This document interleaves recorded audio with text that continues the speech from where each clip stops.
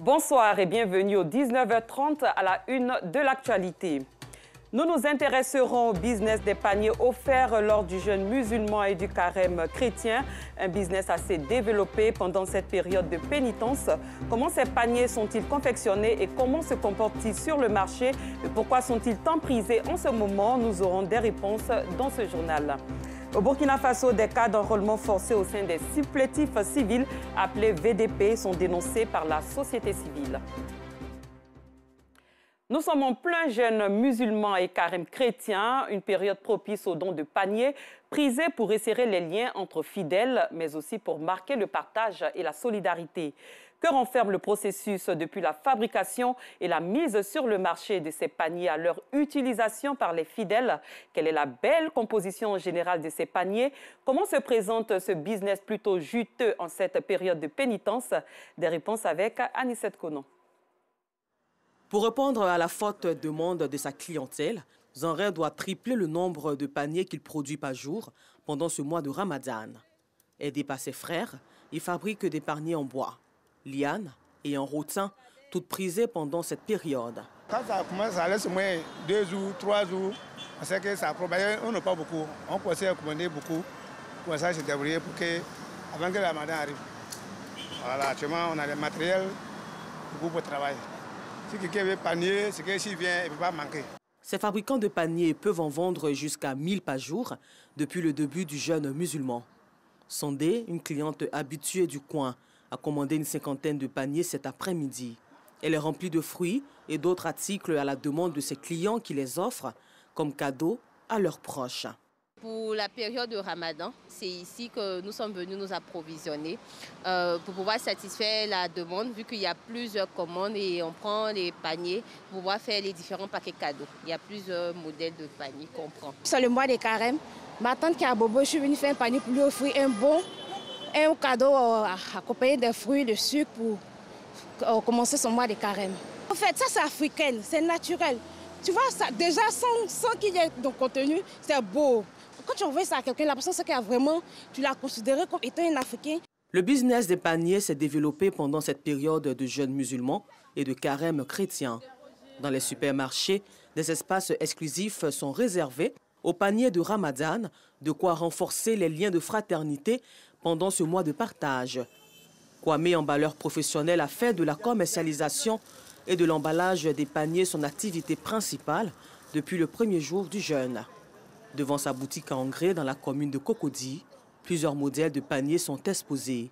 Je suis beaucoup sollicité et ce mois-ci. Et puis demain, j'ai une commande de 200 paniers à faire. Donc je pense que pour un début de carême, ça s'annonce très bien. On a des clients qui préfèrent eux-mêmes venir avec leur matériel, c'est-à-dire ils payent les fruits et tout ça. Ils viennent et puis ils achètent le panier. Quand ils finissent, nous on leur fixe... on leur donne le prix du panier et puis le prix de l'emballage. Mais on a des clients aussi qui sont pressés, qui eux, ils préfèrent que nous-mêmes nous fassions les achats. Ils fassent une commande et puis on fait les achats, on lui fait un prix. J'ai fait ce beau panier-là pour faire cadeau à une maman. Comme c'est un grand mois, pour chercher un peu de bénédiction pour qu'elle accepte quoi, la prière que je fais. Voilà, madame, votre panier est prêt. Les paniers sont devenus incontournables pendant le mois du jeûne musulman. Ils permettent aux fidèles de se resserrer les liens et se soutenir mutuellement pendant ce mois de pénitence et de partage. Et qui n'aimerait pas recevoir ces si beaux paniers? Le Ramadan, mois de partage marqué par un élan de solidarité, l'ONG Aïcha n'est pas en reste. Elle a mis en marche sa traditionnelle opération dénommée Panier Ramadan. Pour cette 4e édition, près de 500 familles ont reçu des dons dans la ville de Bonoa et c'est au nord-est de Grand Bassam. Pargasso reconnaît de Madongui. Sacs de riz et kits alimentaires. Ces dons sont destinés à plus de 500 familles à faible revenu dans la ville de Bonoa, au sud-est de la Côte d'Ivoire. De quoi leur permettre d'observer le mois de jeûne dans la quiétude et la sérénité. C'est une joie qui nous anime. Aujourd'hui, on ne s'y attendait pas. Et aujourd'hui, on a reçu vraiment ces dons-là. Vraiment, on ne fait que lui dire merci. Cette action de solidarité s'inscrit dans le cadre de l'opération Panier du Ramadan, menée chaque année par l'ONG Aïcha. Les paniers du Ramadan s'inscrivent en droite ligne de nos objectifs, qui est de soutenir les populations en détresse. Alhamdoulilah, nous profitons vraiment pour remercier nos donateurs d'Europe particulièrement, qui nous ont vraiment marqué leur solidarité, d'Amérique et de Côte d'Ivoire. Ce vent de solidarité et de partage de l'ONG Aïcha aura soufflé jusqu'aux portes de l'orphelinat Padre Pio de Beaunois. Là, orphelins et personnes en situation de handicap ont reçu à leur tour des kits alimentaires et beaucoup d'autres présents de nécessités diverses. Donner une béquille, un fauteuil roulant ou une canne anglaise à une personne en situation de handicap, c'est lui donner la vie. Nous disons merci au nom de l'association Solidarité Handicap Côte d'Ivoire, section Beaunois. L'opération Panier du Ramadan est à sa 4e édition. Cette année, ce sont plus de 22 millions de francs CFA qui ont contribué à soulager familles et personnes défavorisées. Dans la même veine, si certains fidèles musulmans choisissent de rompre le jeûne en famille, d'autres préfèrent d'autres espaces tels que les grains et les kiosques à café. Entendez par grains des regroupements de personnes sur un espace d'échange où règne le plus souvent la convivialité. Pourquoi ce choix? Quelle est leur motivation en choisissant ces cadres différents du cocon familial pour mettre fin au jeûne de la journée? À nouveau, l'éclairage de Parga Sorokone de Madongui. Quartier Ouo, dans la commune d'Abobo. C'est ici qu'Aboubakar, opérateur économique, a choisi de rompre son jeûne, ce durant tout le mois de Ramadan. Depuis plus de 3 ans, ses collaborateurs, amis et connaissances se retrouvent à cet endroit communément appelé grain pour la traditionnelle rupture collective. Comme d'habitude, c'est ici, sur ce site aménagé, que la prière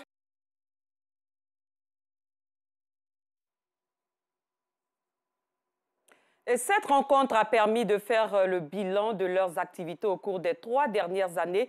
Les scouts musulmans de Côte d'Ivoire ont tenu samedi dernier leur 5e congrès national ordinaire, un rendez-vous qui a vu la désignation de leur nouveau commissaire, Anicette Konon.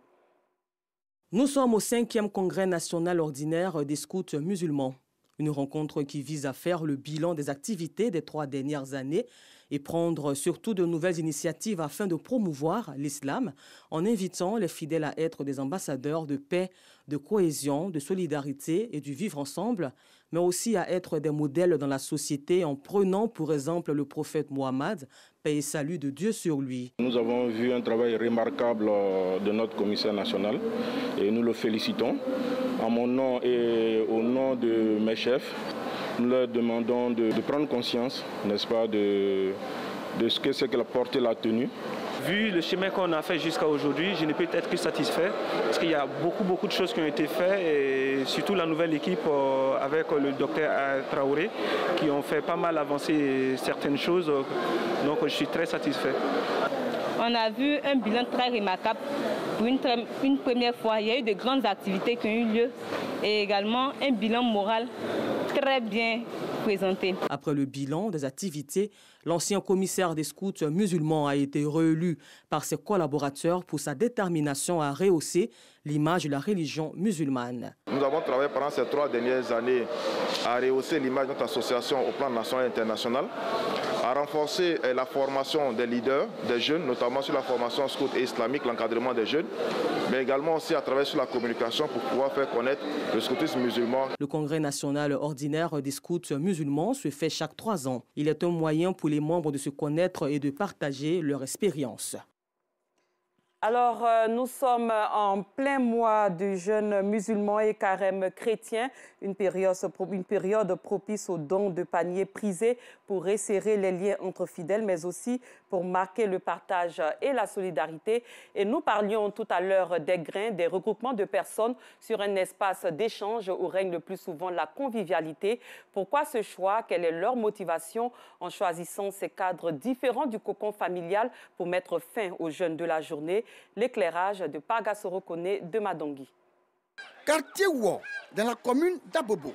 C'est ici qu'Aboubakar, opérateur économique, a choisi de rompre son jeûne, ce durant tout le mois de Ramadan. Depuis plus de 3 ans, ses collaborateurs, amis et connaissances se retrouvent à cet endroit communément appelé grain pour la traditionnelle rupture collective. Comme d'habitude, c'est ici, sur ce site aménagé, que la prière de la rupture a lieu. Une fois la prière terminée, c'est le partage du repas dans une ambiance conviviale. Selon Aboubacar, c'est un moment spécial qui procure des avantages. Une occasion pour les membres du grain de bénéficier des conseils d'usage. Ça nous apporte bonheur et fraternité pour la famille toute complète. On a des frères avec les papas et grands frères, les petits frères, chaque mois de Ramadan, et on se regroupe ici. Souvent, il y en a qui sont vers Avocatier, il y a les frères qui sont Samaki, il y en a aussi qui sont vers Ndotri. Voilà, mais si il est là comme ça, on se regroupe ici. Dans ce grain, il n'y a pas que la rupture collective et les causeries. L'élan de solidarité est également de mise. Ce geste est vraiment symbolique à notre égard, vu qu'avec M. Idi, voilà, nous sommes toujours parentés. Il y a un seul mot qui le dit toujours, nous sommes tous les frères. Quel que soit là où on quitte, nous sommes tous les musulmans. Donc, vu ses occupations et puis sa famille, nous avons souhaité aller rendre un petit hommage de Sounakari, qui est ce président qui est ici actuellement. Toujours dans la commune d'Abobo, au quartier Anikro, ces kiosques à café ne passent pas inaperçus. En attendant l'heure de la rupture, Assetou Bamba, après la cuisine, s'occupe de la mise en place. Karamoko Touré, le gérant, s'assure que le service est bien fait. Un business juteux selon lui. En mars 2019, le premier ramadan qui a suivi, on a vu que les gens venaient un de partout pour venir couper, pour venir faire la rupture ici. Donc on a décidé, après le 2019, l'année qui a suivi, on a décidé de bien organiser. C'est un bon business. Aujourd'hui, on peut dire alhamdoulilah. Au début, c'était un peu difficile. Mais avec le temps, tout va bien. Il y a les clients qui sont là. À partir de 18h, ici à déborder. Les clients, eux, se réjouissent de cette belle mise en place. Ça soit ouvert ici, vous pouvez carême, et puis le soir, chacun rentre à la maison chez lui. Avantage, on voit dedans, on a assez vous donner, chacun donne l'idée pour progresser, pour aller devant. Il y a d'autres aussi, n'ont pas les moyens aussi pour couper le carême, le jeûne. Donc quand on vient ensemble comme ça, là, ceux qui ont l'argent, ceux qui n'ont pas l'argent, ceux qui ont cotisé, ceux qui n'ont pas cotisé, tout le monde mange. Si certains musulmans décident de rompre le jeûne en famille, d'autres préfèrent aller dans les kiosques ou au grain pour un temps soit peu changer d'environnement. Il est parfois très relaxant de changer d'air ou d'environnement. L'accessibilité des personnes en situation de handicap aux bâtiments de l'administration ou à usage d'habitation était au centre d'une conférence, une initiative de l'ONG Nafisu œuvrant pour la défense des intérêts moraux et matériels de ces personnes. La rencontre s'est tenue le week-end dernier dans la commune de Cocody. Notre reporter Noussangare y était. Son point est commenté par Clément Boukou. Unijambiste depuis 2007, suite à un accident de la circulation, aujourd'hui, Armel monte avec beaucoup de difficultés les marches de ce bâtiment pour prendre part à une conférence. Les bâtiments sont tous en hauteur. Voilà. Et donc, l'accessibilité est un réel problème, surtout pour les personnes en situation de handicap aujourd'hui. C'est une situation qui ne peut être réalisante, surtout quand vous n'êtes pas né comme ça, qu'à la suite d'un accident, votre vie change, tout change autour de vous. Il faudrait, n'est-ce pas, se réadapter. Et ça, c'est quelque chose qu'il faut affronter avec beaucoup de courage et beaucoup d'ardeur. Qu'elles soient malvoyantes ou handicapées physiques, les personnes en situation de handicap éprouvent d'énormes difficultés pour accéder aux bâtiments administratifs ou à usage d'habitation. Leur accessibilité demeure une préoccupation majeure, d'où la tenue de cette conférence. Il y a une loi qui a été prise depuis 2019 qui dit que tous les bâtiments qui sont construits en Côte d'Ivoire doivent être accessibles. Donc, on veut que le cadre juridique soit renforcé. Il faut qu'il y ait des décrets d'application de cette loi-là pour que ce soit appliqué effectivement sur le terrain. Parce que l'ascenseur doit avoir un certain nombre de commodités, des ascenseurs avec des balles, des boutons avec des bails. L'audio doit être de mise pour qu'une personne qui est en situation de handicap, qui est peut-être non-voyante ou une personne sourde, puisse automatiquement se retrouver dans un espace comme si elle était une personne non handicapée. Cette conférence se tient en marge du lancement de l'ONG Nafisu, une organisation non gouvernementales qui œuvrent pour la défense des intérêts des personnes en situation de handicap. Le plan d'action, c'est de beaucoup travailler sur la sensibilisation, c'est de travailler sur des projets de scolarisation pour les enfants qui sont handicapés mais qui ne vont pas à l'école et de travailler aussi sur des programmes de prise en charge côté santé pour accompagner ces personnes-là. L'organisation entend mener des actions pour faciliter la réinsertion des personnes en situation de handicap sans oublier leur implication dans le processus électoral.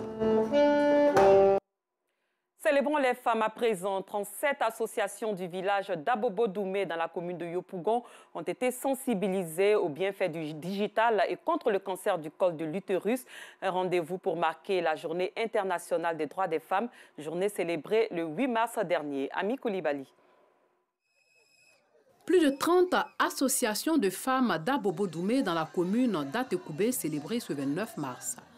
À cette occasion, ces mamans ont été sensibilisées à faire sienne le thème « Innovation technologique et digitale, levier pour l'inclusion sociale et économique des femmes et des jeunes filles d'Abobo-Doumé ».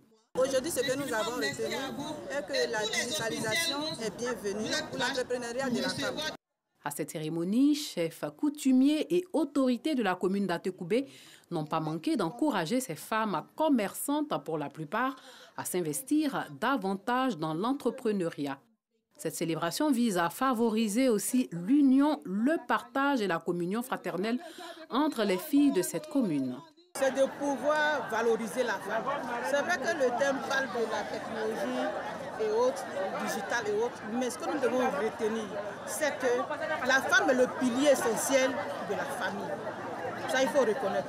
La femme se lève, elle souffre et elle va à toutes ses occupations. Et c'est elle qui nourrit son homme, c'est elle qui nourrit sa famille. Et vraiment, on a jugé bon de pouvoir se retrouver pour cette cohésion sociale-là, afin d'organiser cette cérémonie, pour que de part et d'autre, nous soyons tous intégrés, afin que, oui, il y ait la paix véritable dans le village. Elles ont par ailleurs reçu appui financier et matériel pour booster leurs différentes activités commerciales. Dans un tout autre domaine, Abidjan, capitale économique, va abriter du 3 au 9 avril prochain la foire ivoirienne du riz et de l'agroalimentaire. Annonce faite lors d'une rencontre avec la presse. C'était le 16 mars dernier dans la commune de Cocody. Et cette foire devrait jeter les bases de la construction d'un hypermarché du riz local, comme nous le fait savoir Clément Beaucoup. Le riz demeure une denrée prisée en Côte d'Ivoire. Pour contenter les consommateurs, la Côte d'Ivoire importe près d'1 500 000 tonnes de riz par an. La production locale, elle, est pour l'instant reléguée au second plan. Et pourtant, l'État ivoirien envisage de faire du pays le plus gros exportateur de riz d'ici à 2030. Pour accompagner l'État dans sa mission, une foire ivoirienne du riz et de l'agroalimentaire est organisée à l'intention des consommateurs.